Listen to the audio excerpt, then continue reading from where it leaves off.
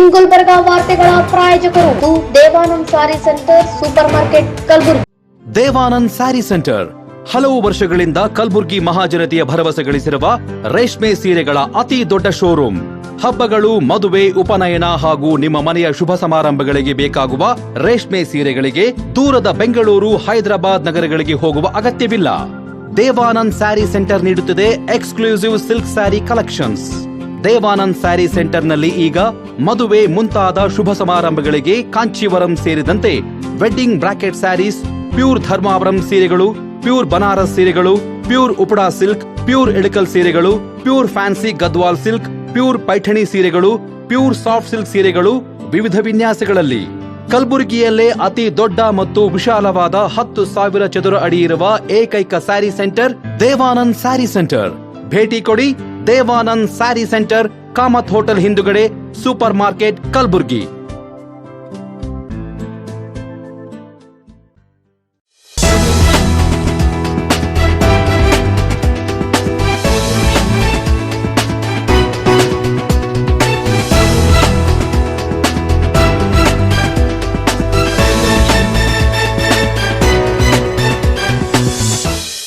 ನಮಸ್ಕಾರ. ಇನ್ ಗುಲ್ಬರ್ಗಾ ವಾರ್ತೆಗಳಿಗೆ ಸ್ವಾಗತ.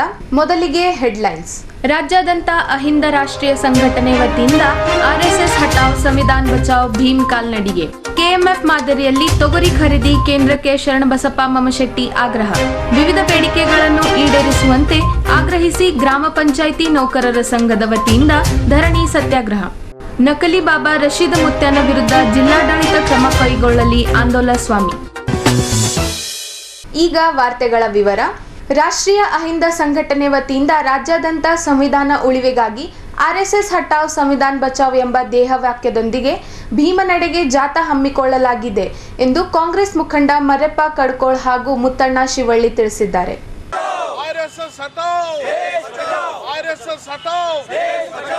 ಕಲಬುರಗಿ ನಗರದ ಜಗತ್ ವೃತ್ತದಲ್ಲಿರುವ ಅಂಬೇಡ್ಕರ್ ಹಾಗೂ ವಿಶ್ವಗುರು ಬಸವಣ್ಣನವರ ಪ್ರತಿಮೆಗಳಿಗೆ ಮಾಲಾರ್ಪಣೆ ಸಲ್ಲಿಸಿದ ರಾಷ್ಟ್ರೀಯ ಅಹಿಂದ ಸಂಘಟನೆಗಳ ಮುಖಂಡರು ಬಳಿಕ ಅಂಬೇಡ್ಕರ್ ಪ್ರತಿಮೆ ಎದುರು ಆರ್ಎಸ್ಎಸ್ ವಿರುದ್ಧ ಘೋಷಣೆಗಳನ್ನು ಕೂಗಿದರು.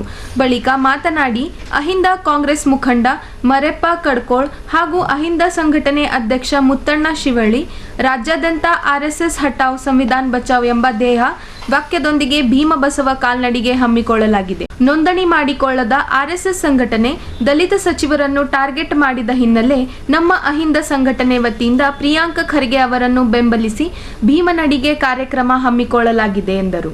ಆರ್ಎಸ್ಎಸ್ ಸಂಘ ಈ ದೇಶದ ಬಡ ಜನರಿಗೆ ಏನು ಕೊಡುಗೆ ನೀಡಿದ ಎಂದು ಪ್ರಶ್ನಿಸಿದರು. ಎಲ್ಲರನ್ನು ಬಿಟ್ಟು ಖರ್ಗೆ ಅವರನ್ನು ಟಾರ್ಗೆಟ್ ಯಾಕೆ ಮಾಡ್ಯಾರ ಅಂತಂದ್ರೆ, ಖರ್ಗೆ ಅವರು ದಲಿತರ ಪರ, ಹಿಂದೂತರ ಪರ, ಅಲ್ಪಸಂಖ್ಯಾತರ ಪರ, ಎಲ್ಲಾ ಜಾತಿ ಜನಾಂಗದವರು ಬಡವರ ಪರ ಇದ್ದಾರೆ. ಅವ್ರನ್ನ ಟಾರ್ಗೆಟ್ ಮಾಡಿದ್ದಾರೆ. ಆ ಟಾರ್ಗೆಟ್ ಮಾಡಿದ್ದಕ್ಕೆ ಯಾಕೆ ಕಾರಣ ಅಂತಂದ್ರೆ, RSS ದವರು ಪ್ರಿಯಾಂಕ ಖರ್ಗೆಯನ್ನ ಗುರಿ ಮಾಡಿಟ್ಟುಕೊಂಡು ಖರ್ಗೆ ಅವ್ರಿಂದ ಎಲ್ಲ RSS ದವರಿಗೆ ದೂರವಾಗಿಡ್ಬೇಕಾಗಿ ಎಲ್ಲ ಅಹಿಂದದವರು ಕೂಡ ನಾವು ಬಂದಿದ್ವಿ. ಎಲ್ಲ ಅಹಿಂದ ಸಂಘಟನೆದವರು ಇವತ್ತು ರಾಜ್ಯದಲ್ಲಿ ಖರ್ಗೆ ಅವರಿಂದ ಅಹಿಂದ ಸಂಘಟನೆ ಎಲ್ಲ ಎಲ್ಲಾ ಜಾತಿ ಜನಾಂಗದವರು ಪ್ರಿಯಾಂಕ ಖರ್ಗೆ ಅವರಿಂದ ಇದೀವಿ. ಇವತ್ತು ಈ RSS ಹಟಾವ್ ದೇಶ ಬಚಾವ್ ಕಾರ್ಯಕ್ರಮ ಮಾಡಿದ್ದು ಯಾಕಪ್ಪ, ಉದ್ದೇಶ ಏನಂತಂದ್ರೆ, ನಾವು ಇಲ್ಲಿ ಕಲಬುರಗಿಯಲ್ಲಿ ಬಸವಣ್ಣನ ನಾಡು, ಶರಣಬಸಪ್ಪನ ನಾಡು, ಇದು ಬುದ್ಧನ ನಾಡು, ಅಂಬೇಡ್ಕರ್ ನಾಡು. ನಾವು ಈ ಕಲಬುರಗಿ ಎಲ್ಲ ಬಂದೇ ನಮಾಜನ ನಾಡಿದು. ಎಲ್ಲ ಶಾಂತಿದ ನಾಡಲ್ಲಿ ಅಶಾಂತಿ ಹುಟ್ಟಾಕ್ಲಾಗತ್ತ RSS ದವರು. ನಾವು ಇಲ್ಲಿ ಮುಂದಿನ ದಿನಗಳ ಬರ್ತಕ್ಕಂಥ ದಿನಮಾನದಲ್ಲಿ ಬಸವ ಪಥ ಸಂಚಲನ ಮಾಡ್ಲಕತ್ತಿದೀವಿ, ಬುದ್ಧ ಪಥ ಸಂಚಲನ ಮಾಡ್ಲಕತ್ತಿದೀವಿ, ಅಂಬೇಡ್ಕರ್ ಪಥ ಸಂಚಲನ ಮಾಡ್ಲಕತ್ತೀವಿ, ಶರಣಬಸಪ್ಪನ ಪಥ ಸಂಚಲನ ಮಾಡ್ತಿದೀವಿ, ಬಂದೇ ನಮಾಜನ ಪಥ ಸಂಚಲನ ಮಾಡ್ತಿದೀವಿ, ಮತ್ತು ಕುವೆಂಪುರ ಪಥ ಸಂಚಲನ ಮಾಡ್ತಿದೀವಿ, ಕನಕದಾಸರ ಪಥ ಸಂಚಲನ ಮಾಡ್ತೀವಿ, ಅಂಬಿಗರ ಚೌಡಯ್ಯನ ಪಥ ಸಂಚಲನ ಮಾಡ್ತೀವಿ. ಇಲ್ಲಿ RSS ಕರ್ನಾಟಕದಲ್ಲ ದೇಶದಂತ ಬ್ಯಾನ್ ಆಗ್ಬೇಕು.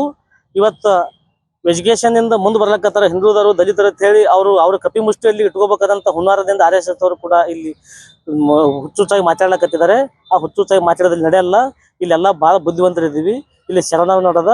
ನಾನು 2 ಮಾತಾಡಿ ಮುಗಿಸ್ತೀನಿ. ಜೈ ಹಿಂದ್. ಅಲ್ಲ, ಅನಧಿಕೃತ ಸಂಘ ಅಂತ ಹೇಳ್ತೀರಿ, ಅವ್ರಿಗೆ ಮತ್ತೆ ಸಂಚಲನ ಮಾಡಕ್ ನೀವೇ ಅವಕಾಶ ಕೊಡ್ತೀರಿ? ನೋಡ್ರಿ, ಕೋರ್ಟ್ ಕೊಟ್ಟದ ನಾವು ಕೊಟ್ಟಿಲ್ಲ, ಸಚಿವರು ನಾವೇ ಕೊಟ್ಟಿವಿ ಅಂತ ಹೇಳ್ಯಾರ. ನ್ಯಾಯಾಲಯ ಹೈಕೋರ್ಟ್ ಕೋರ್ಟ್ಗೆ ಹೋದ್ಮ ಕೋರ್ಟ್ಗಿಂತ ಯಾರು ದೊಡ್ಡವ್ರಿಲ್ಲಲ್ಲ.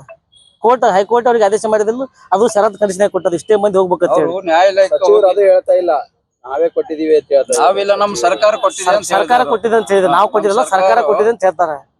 ಅದೇ ಹೇಳ್ತಾರೆ, ಈ ದೇಶಕ್ಕೆ ಅವ್ರ ಕೊಡುಗೆ ಏನು ಹೇಳ್ರಿ. ನಾವು ಒಂದು ನಗರದ ಜಗತ್ ಸರ್ಕಲ್ ಅಂಬೇಡ್ಕರ್ ವೃತ್ತದಲ್ಲಿ ನಾವು RSS ಹಟಾವ್ ಸಂವಿಧಾನ ಬಚಾವ್ ಅಂತಕ್ಕಂಥ ಒಂದು ಘೋಷಣೆಯೊಂದಿಗೆ ಆ ಒಂದು RSS ಒಂದು ಕೋಮುವಾದದ ನೀತಿ ಏನಿದೆ, ಆ ಕೋಮುವಾದದ ನೀತಿಯನ್ನು ಸಂಪೂರ್ಣವಾಗಿ ಅಳಿಸ್ತಕ್ಕಂಥ ನಿಟ್ಟಿನಲ್ಲಿ ನಾವು ಕೆಲಸ ಮಾಡ್ತಾಯಿದ್ದೇವೆ.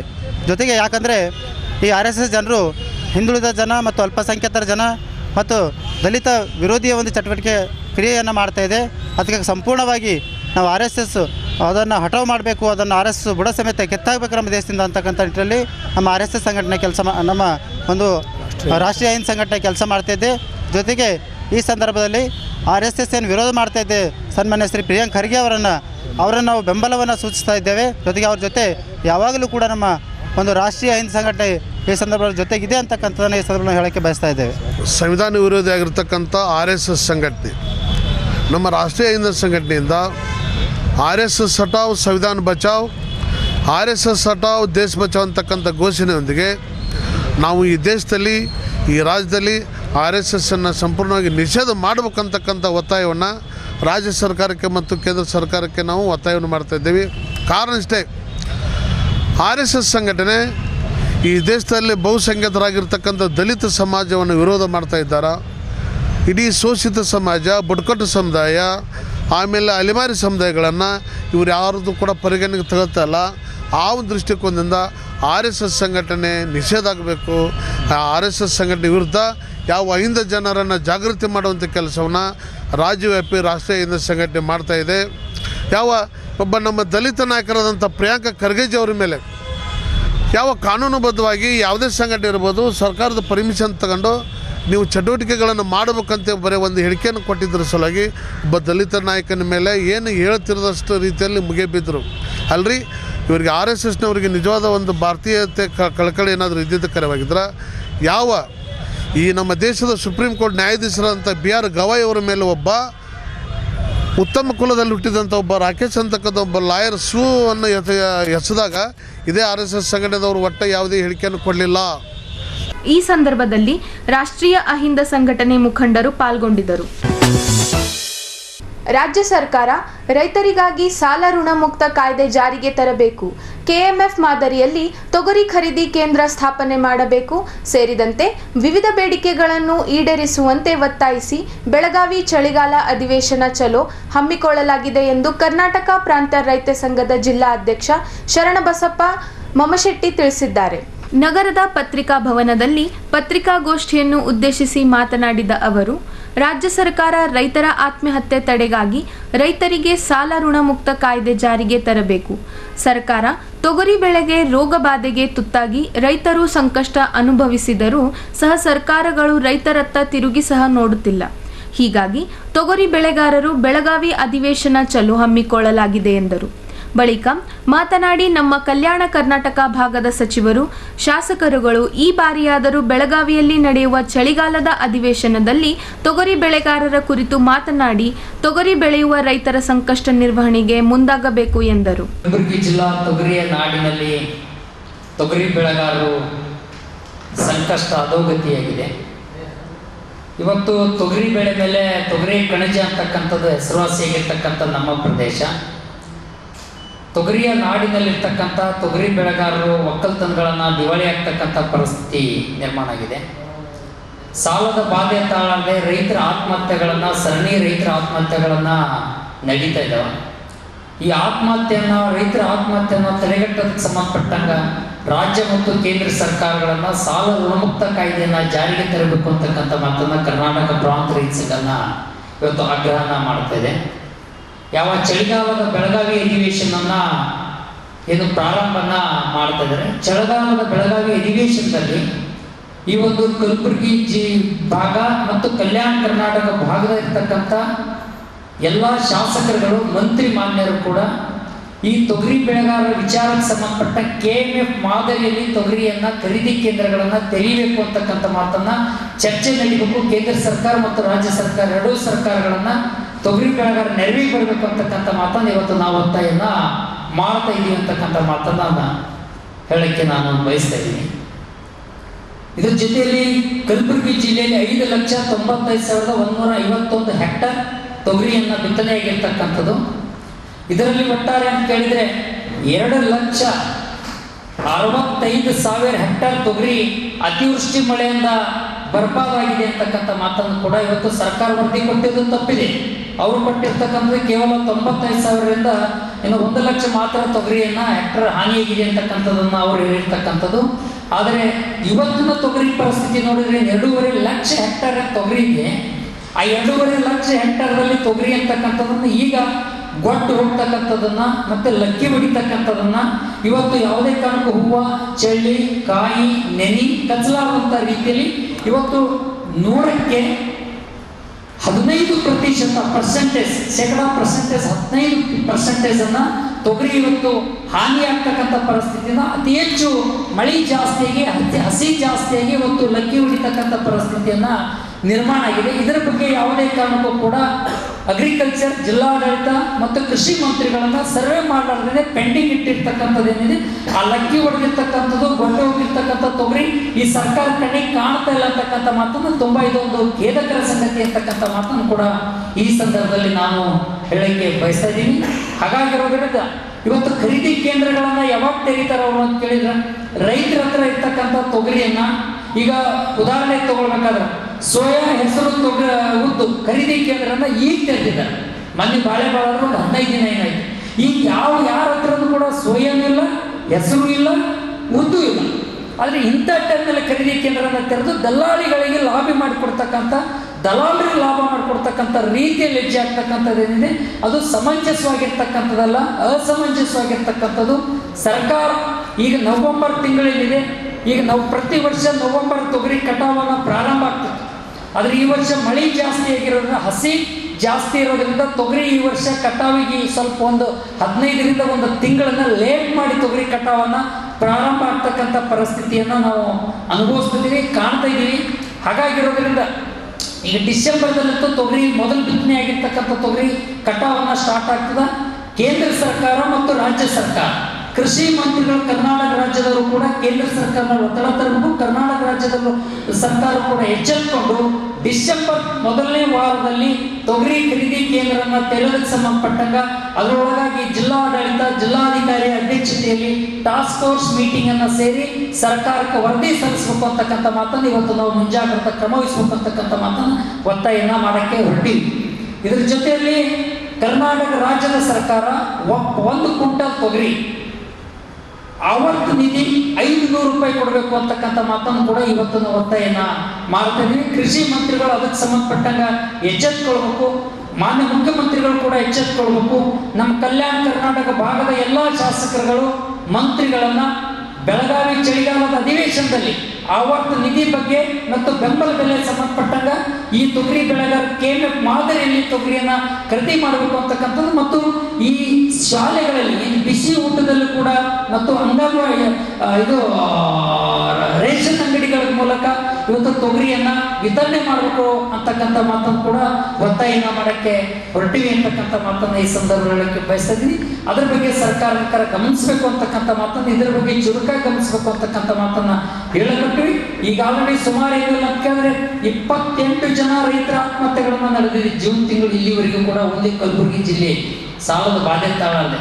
ಹಾಗಾಗಿ ಇವತ್ತು ಸರ್ಕಾರ ಆತ್ಮಹತ್ಯೆಯನ್ನು ತಡೆಗಟ್ಟೋದಕ್ಕೆ ಸಂಬಂಧಪಟ್ಟಂಗ ಸಾಲ ಋಣಮುಕ್ತ ಕಾಯ್ದೆಯನ್ನ ಜಾರಿಗೆ ತರಲಿಕ್ಕೆ ಸರ್ಕಾರವನ್ನು ಮುತುವರ್ಜಿ ವಹಿಸಬೇಕು ಅಂತಕ್ಕಂಥ ಮಾತಾಡಿದ್ರೆ ಕರ್ನಾಟಕ ಪ್ರಾಂತ ಸಂಘ ಕಲಬುರಗಿ ಜಿಲ್ಲಾ ಸಮಿತಿ ಕಲಬುರಗಿಯಿಂದ ಬೆಳಗಾವಿ ಅಧಿವೇಶನ ಬೆಳಗಾವಿ ಅಧಿವೇಶನ ನಿಯೋಗ ಕೂಡ ಹೋಗ್ತದೆ ಅಂತಕ್ಕಂಥ ಮಾತನ್ನು ಕೂಡ ಕಬ್ಬಿನ ಬೇಡಿಕೆ ಮತ್ತು ಏಕರೂಪದ ದರ ಮತ್ತು ಈ ತೊಗರಿ ಖರೀದಿ ಕೇಂದ್ರಗಳು ಮತ್ತು ಪ್ರತಿ ಕ್ವಿಂಟಲ್ ತೊಗರಿಗೆ ಡಾಕ್ಟರ್ MS ಸ್ವಾಮಿನಾಥನ್ ಆಯೋಗದ ವರದಿಯ ಶಿಫಾರಸ್ ಪ್ರಕಾರ C2 plus 50% minimum support price ನೀಡಬೇಕು ಅಂತೇಳಿ ಇವತ್ತು ನಾವು ಬೆಳಗಾವಿ ಅಧಿವೇಶನಕ್ಕೆ ಹೋಗ್ತಾ ಇದೀವಿ ಅಂತಕ್ಕಂಥ ಮಾತನ್ನು ಕೂಡ ಕರ್ನಾಟಕ ಪ್ರಾಂತ ಸಂಘ ನೆರವೇರಿಸ್ತೀವಿ.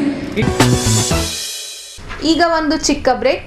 ವಿವಿಧ ಬೇಡಿಕೆಗಳನ್ನು ಈಡೇರಿಸುವಂತೆ ಆಗ್ರಹಿಸಿ ಗ್ರಾಮ ಪಂಚಾಯಿತಿ ನೌಕರರ ಸಂಘದ ವತಿಯಿಂದ ಧರಣಿ ಸತ್ಯಾಗ್ರಹ.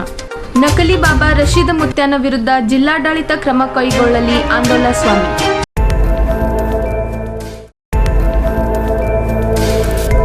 ಇನ್ ಗುಲ್ಬರ್ಗಾ ವಾರ್ತೆಗಳ ಪ್ರಾಯೋಜಕರು Devanand sari centre supermarket Kalaburagi. Devanand sari centre ಹಲವು ವರ್ಷಗಳಿಂದ ಕಲಬುರ್ಗಿ ಮಹಾಜನತೆಯ ಭರವಸೆ ಗಳಿಸಿರುವ ರೇಷ್ಮೆ ಸೀರೆಗಳ ಅತಿ ದೊಡ್ಡ ಶೋರೂಮ್.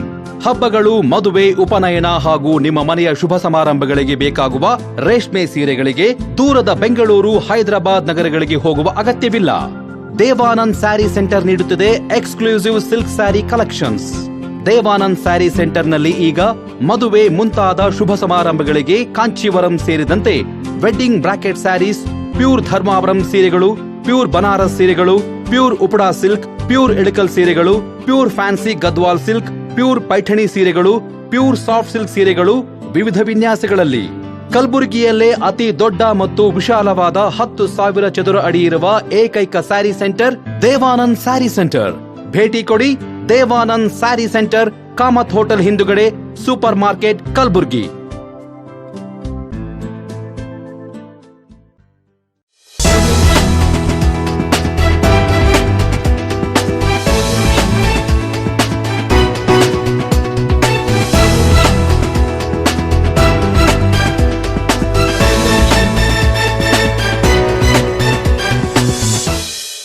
ಬ್ರೇಕ್ ನಂತರ ವಾರ್ತೆಗಳಿಗೆ ಮತ್ತೊಮ್ಮೆ ಸ್ವಾಗತ.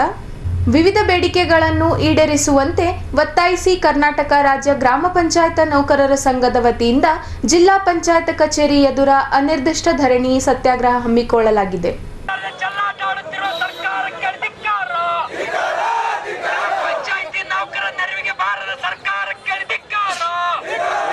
ಕರ್ನಾಟಕ ರಾಜ್ಯ ಗ್ರಾಮ ಪಂಚಾಯತ್ ನೌಕರರ ಸಂಘದ ವತಿಯಿಂದ ಇಂದು ನಗರದ ಎಸ್ವಿಪಿ ವೃತ್ತದಿಂದ ಜಿಲ್ಲಾ ಪಂಚಾಯತ್ ಕಚೇರಿವರೆಗೆ ಮೆರವಣಿಗೆ ಮೂಲಕ ತೆರಳಿ ಜಿಲ್ಲಾ ಪಂಚಾಯತ್ ಕಚೇರಿ ಎದುರು ಅನಿರ್ದಿಷ್ಟ ಧರಣಿ ಸತ್ಯಾಗ್ರಹ ಹಮ್ಮಿಕೊಂಡರು.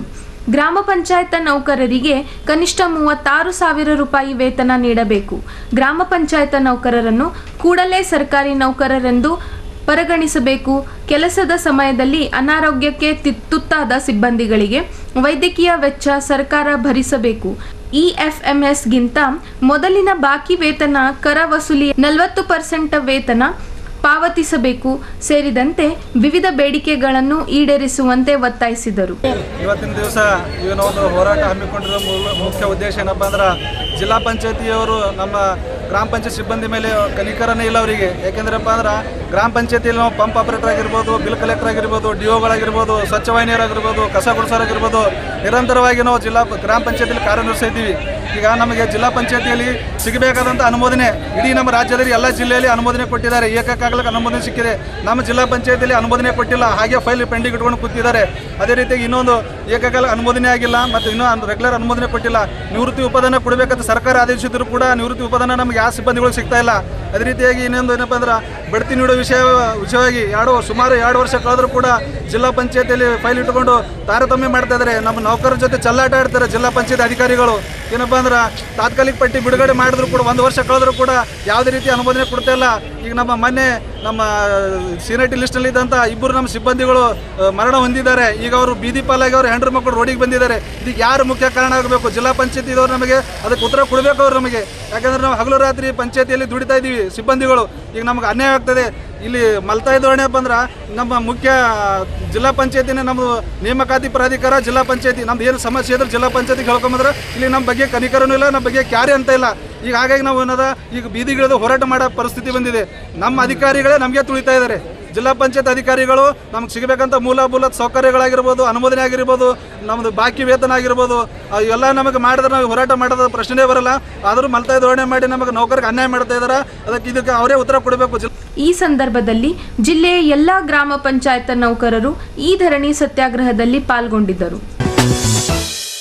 ನಾರಾಯಣಪುರ ಗ್ರಾಮದಲ್ಲಿ ಮಸೀದಿ ಕಟ್ಟಿಕೊಂಡು ಬಾಬಾ ಎಂದು ಹೇಳಿಕೊಂಡು ಸಾರ್ವಜನಿಕರಿಗೆ ವಂಚಿಸುತ್ತಿರುವ ನಕಲಿ ಬಾಬಾ ರಶೀದ ಮುತ್ತನ ವಿರುದ್ಧ ಜಿಲ್ಲಾಡಳಿತ ಕ್ರಮ ಕೈಗೊಳ್ಳಬೇಕು ಎಂದು ಶಿವಸೇನಾ ಕರ್ನಾಟಕ ಪಾರ್ಟಿ ಮುಖಂಡ ಆಂದೋಲ ಸ್ವಾಮೀಜಿ ಮನವಿ ಮಾಡಿಕೊಂಡರು. ನಮ್ಮ ಈ ಭಾಗದಲ್ಲಿ ಅಂದರೆ ಸೂಫಿ ಸಂತರು ಶರಣರ ಬೀಡು ಅನ್ನುವಂತಹ ಪ್ರದೇಶದಲ್ಲಿ ಕಳೆದ ಹಲವಾರು ವರ್ಷಗಳಿಂದ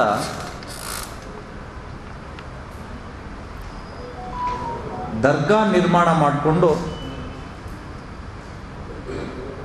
ಅಲ್ಲಿಗೆ ಬರುವಂತಹ ಜನರನ್ನು ವಂಚಿಸುವ ಕೃತ್ಯ ಬಯಲಾಗಿದೆ.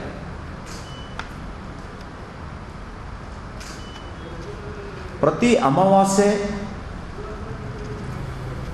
ಹುಣ್ಣಿಮೆ, ಗ್ರಹಣಗಳ ದಿನದಂದು ಸಾವಿರಾರು ಸಂಖ್ಯೆಯಲ್ಲಿ ಜನರನ್ನು ಸೇರಿಸಿ ಮೌಢ್ಯವನ್ನು ಬಿತ್ತುವಂತಹ ಕೆಲಸ ಮಾಡ್ತಾ ಇದ್ದಾರೆ. ಈ ಭಾಗ ಶರಣರು ಆಗಿ ಹೋಗಿರುವಂತಹ ನಾಡು ಅಂತ ಹೆಸರುವಾಸಿಯಾಗಿದೆ. ಇಂಥದ್ರಲ್ಲಿ ನಾನು ಮಕ್ಕಳನ್ನು ಕೊಡ್ತೇನೆ, ಮಕ್ಕಳ ಆಗದೇ ಇದ್ದರೆ ಸರ್ಟಿಫಿಕೇಟ್ ಇದ್ದರೂ ಕೂಡ ನನ್ನ ಔಷಧಿಯಿಂದ ನಾನು ಸಂತಾನ ಭಾಗ್ಯವನ್ನು ಕರುಣಿಸ್ತೇನೆ ಅಂತ ಹೇಳಿ ಔಷಧಿಯನ್ನು ಕೊಡ್ತಾ ಇದ್ದಾರೆ.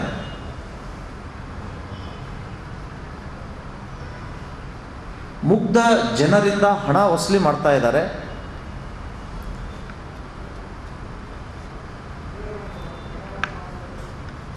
ಅಲ್ಲಿಗೆ ಬಂದಂಥವರು ಇವರೇ ಹೇಳಿಸ್ತಾರೆ, ನನಗೆ ಮಕ್ಕಳಾಗಲಿಲ್ಲ, ನಾನು ಆಸ್ಪತ್ರೆಗೆ ತೋರಿಸಿದ್ದೆ, ಇಲ್ಲಿಗೆ ಬಂದೆ, 5 ಅಮಾವಾಸ್ಯೆ ಬಂದ ತಕ್ಷಣವೇ ನಾನು ಪ್ರೆಗ್ನೆಂಟ್ ಆಗಿದ್ದೀನಿ ಅಂತ ಒಬ್ಬ ಹೆಣ್ಮಗಳು ಹೇಳ್ತಾಳೆ. ಇನ್ನೊಬ್ಬ ಬುರ್ಕಾಧಾರಿ ಮಹಿಳೆ, ಅವ್ರು ಬಂದವರೋ ಏನು ಇವರೇ ಕರ್ಕೊಂಡು ಬಂದಿದ್ದಾರೋ ಗೊತ್ತಿಲ್ಲ, 20 ವರ್ಷ ಆಯಿತು ನನಗೆ ಮಕ್ಕಳಾಗಿರಲಿಲ್ಲ. ರಶೀದ್ ಮುತ್ಯಾನ ಹತ್ರ ಬಂದ ತಕ್ಷಣವೇ ನಾನು ಗರ್ಭಿಣಿಯಾಗಿದ್ದೀನಿ. ಇದು ಎಂಥ ಚಮತ್ಕಾರ ರೀ! 20 ವರ್ಷ ವೈದ್ಯರಿಗೆ ತೋರಿಸಿದರೂ ಕೂಡ ಮಕ್ಕಳಾಗಿರಲಿಲ್ಲ, ನಾನು ಇಲ್ಲಿ ಬಂದ ತಕ್ಷಣವೇ ಮಕ್ಕಳಾಯಿತು.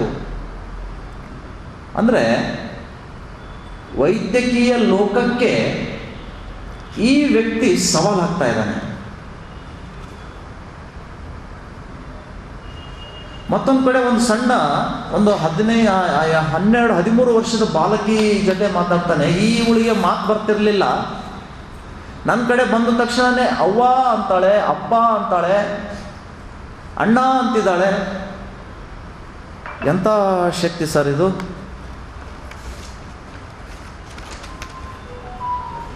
ಮತ್ತೆ ಮುಂದುವರೆದು ಹೇಳ್ತಾನೆ ಆ ವ್ಯಕ್ತಿ ತನ್ನ ಇನ್ಸ್ಟಾಗ್ರಾಮ್ ಖಾತೆಯಲ್ಲಿ, ಈ ಮುತ್ಯಾನ ಫೋಟೋ ತೋರಿಸಿದ ತಕ್ಷಣವೇ ಅಳ್ತಾ ಇರುವ ಮಗು ಶಾಂತ ಆಗಿಬಿಡ್ತಂತೆ. ರಶೀದ್ ಮುತ್ಯಾನ ಫೋಟೋ ನೋಡಪ್ಪ ಆರಾಮಾಗುತ್ತೆ ನೋಡು, ರಶೀದ್ ಮುತ್ಯಾನ ಫೋಟೋ ನೋಡು ಆರಾಮಾಗುತ್ತೆ ನಿಮಗೆ ಅಂದ ತಕ್ಷಣವೇ ಆರಾಮಾಗಿಬಿಡ್ತಂತೆ. ಅದಕ್ಕೆ ಈತ ಹೇಳ್ತಾನೆ, ರಶೀದ್ ಮುತ್ಯ ನೋಡಿ, ಅವ್ರಿಗೆ ಹುಟ್ಟಿದ ಮಗುವಿಗೆ ನನ್ನ ಹೆಸರು ಇಟ್ಟಿದ್ದಾರೆ. ಇದು ವ್ಯವಸ್ಥಿತವಾಗಿ ಜನರನ್ನ ಮರುಳು ಮಾಡುವಂತಹ ಕೃತ್ಯ ಇವತ್ತು ಆ ರಶೀದ್ ಗ್ಯಾಂಗ್ ಮಾಡ್ತಾ ಇದೆ.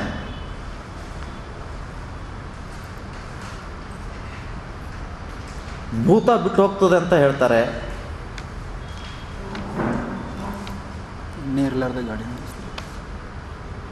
ಪೆಟ್ರೋಲ್ ವಿತೌಟ್ ಪೆಟ್ರೋಲ್ ಮೋಟರ್ ಬೈಕನ್ನು ಚಲಾಯಿಸ್ತೀನಿ ಅಂತ ಹೇಳ್ತಾರೆ.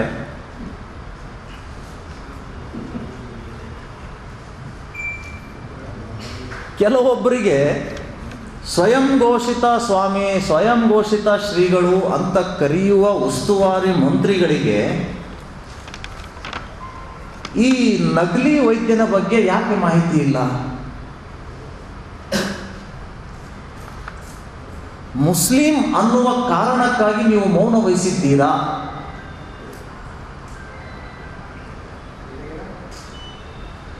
ಮತ್ತು ಈತನ ಎಲ್ಲ ಕಂದಾಚಾರಗಳ ಅಂಧವಿಶ್ವಾಸ ಮೂಡಿಸುವಂತಹ ಡೊಂಬುರಾಟಕ್ಕೆ ಅಲ್ಲಿಯ ನೆಲೋಗಿ PSI ಸಾಥ್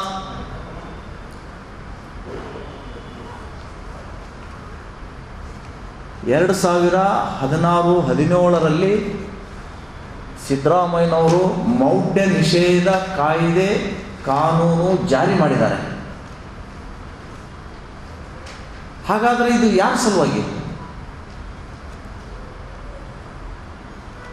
ಆ ಕಾಯ್ದೆಯನ್ನು ಬಳಸ್ಕೊಂಡು ಅಲ್ಲಿಯ ಇನ್ಸ್ಪೆಕ್ಟರ್ ಯಾಕೆ ಈ ವ್ಯಕ್ತಿ ಮೇಲೆ ಕೇಸ್ ಹಾಕಲಿಲ್ಲ? ಯಾಕೆ ಎಚ್ಚರಿಕೆ ಕೊಡಲಿಲ್ಲ?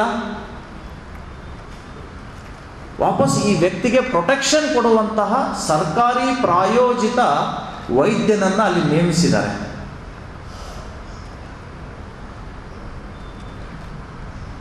ಹೀಗಿದ್ರೆ ಜಿಲ್ಲೆಯಲ್ಲಿರುವಂತಹ ಎಲ್ಲ ಆಸ್ಪತ್ರೆಗಳನ್ನು ಬಂದ್ ಮಾಡ್ರಿ. ಇಲ್ಲೇ ಜಿಲ್ಲಾಧಿಕಾರಿ ಕಚೇರಿ ಎದುರುಗಡೆಗೆ ಈ ರಶೀದ್ ಮುತ್ಯಾನಿಗೆ ಒಂದು ಹಾಲ್ ಕೊಟ್ಬಿಡಿ. ಎಲ್ಲ ಸರ್ವರೋಗ ನಿವಾರಣೆ ಮಾಡುವಂತಹ ಧನ್ವಂತರೀತ 2003ರಿಂದ 4-5ರವರೆಗೆ ಬಾಗಲಕೋಟೆಯಲ್ಲಿ ಒಬ್ಬ ನಕಲಿ ವೈದ್ಯ ಇದ್ದ, ಅಸ್ಲಾಂ ಬಾಬಾ. ಅವನ ವಿರುದ್ಧ ನಾವು ಹೋರಾಟ ರೂಪಿಸಿದ್ವಿ ಬಜರಂಗ್ ದಳದಿಂದ. 50,000 ಜನ ಸೇರಿ ಆತನ ವಿರುದ್ಧ ಹೋರಾಟ ಮಾಡಿದರೆ ಆ ವ್ಯಕ್ತಿ ನಾಪತ್ತೆ ಆದವನು ಇವತ್ತಿಗೂ ಪತ್ತೆ ಇಲ್ಲ. ಅಲ್ಲಿ CM ಇಬ್ರಾಹಿಂ ಹೋಗಿದ್ರು. ಈ ವ್ಯಕ್ತಿಯು ಕೂಡ CM ಇಬ್ರಾಹಿಂಗೆ ಭೇಟಿಯಾಗಿದ್ದಾರೆ. ಹೇಳಬೇಕು, CM ಇಬ್ರಾಹಿಂ ಅವರು ಬಸವಣ್ಣವರು ವಚನ ಹೇಳ್ತಾರೆ, ಇದು ಶರಣರ ನಾಡಿದೆ, ಕಂದಾಚಾರ ಬಿತ್ಬೇಡಪ್ಪ, ನೀನು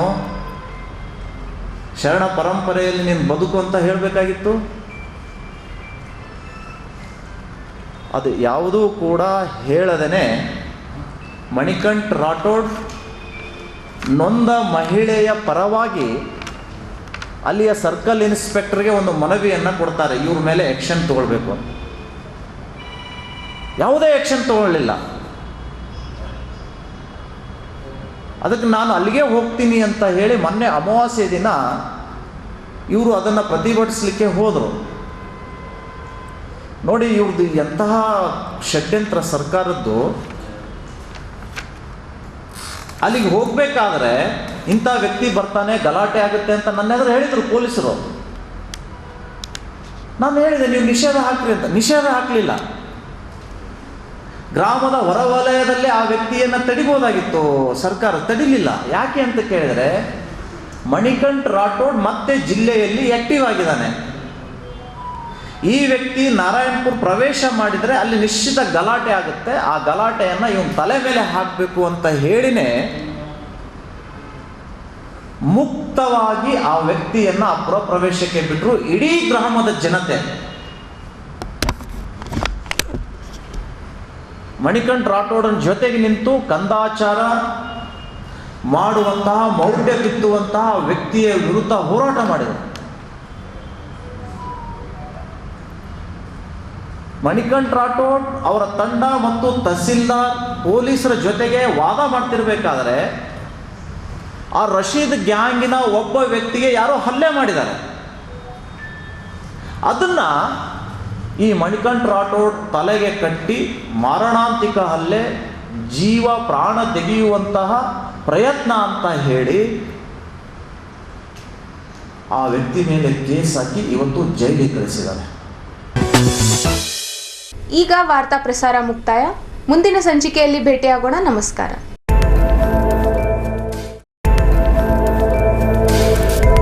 ಇನ್ ಗುಲ್ಬರ್ಗಾ ವಾರ್ತೆಗಳ ಪ್ರಾಯೋಜಕರು Devanand sari centre supermarket Kalaburagi. Devanand sari centre ಹಲವು ವರ್ಷಗಳಿಂದ ಕಲಬುರ್ಗಿ ಮಹಾಜನತೆಯ ಭರವಸೆ ಗಳಿಸಿರುವ ರೇಷ್ಮೆ ಸೀರೆಗಳ ಅತಿ ದೊಡ್ಡ ಶೋರೂಮ್. ಹಬ್ಬಗಳು, ಮದುವೆ, ಉಪನಯನ ಹಾಗೂ ನಿಮ್ಮ ಮನೆಯ ಶುಭ ಸಮಾರಂಭಗಳಿಗೆ ಬೇಕಾಗುವ ರೇಷ್ಮೆ ಸೀರೆಗಳಿಗೆ ದೂರದ ಬೆಂಗಳೂರು, ಹೈದರಾಬಾದ್ ನಗರಗಳಿಗೆ ಹೋಗುವ ಅಗತ್ಯವಿಲ್ಲ. ದೇವಾನಂದ್ ಸ್ಯಾರಿ ಸೆಂಟರ್ ನೀಡುತ್ತಿದೆ ಎಕ್ಸ್ಕ್ಲೂಸಿವ್ ಸಿಲ್ಕ್ ಸ್ಯಾರಿ ಕಲೆಕ್ಷನ್ಸ್.